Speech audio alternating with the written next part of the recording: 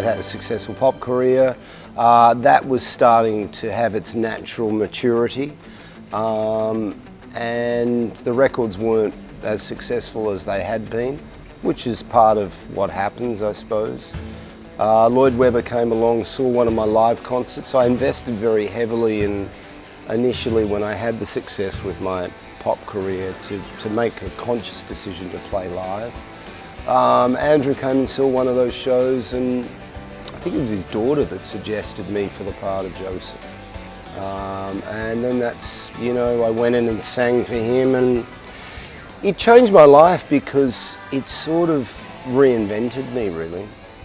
And up until that point, I'd been, you know, a sort of a stock aitken waterman, part of a factory, but to sit in the West End in a show 8 times a week and have a success with Joseph was, I think, something that people started to take seriously. People started to take me a bit more seriously, that's what they did. To Barcelona, I love the city, I love Spain. I love to perform this show not in the UK. You know, I mean, October in this great city, I mean, what's that, what are the downsides? Yeah, no, it was a pretty easy decision for me. I did it in Sydney, Melbourne, London, across the UK, Barcelona, Mallorca, some Italy dates, so yeah, it's nice.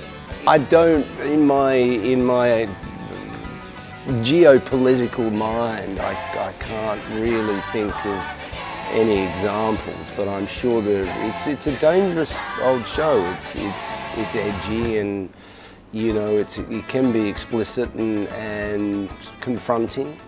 So I'm sure there's some cultures that don't. I like to play. I'm an actor first. I'm not really a big musical theatre singer.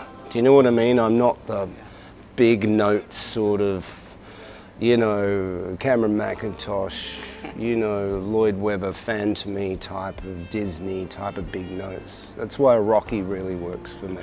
This show should make people think about dreams and about daring to be different.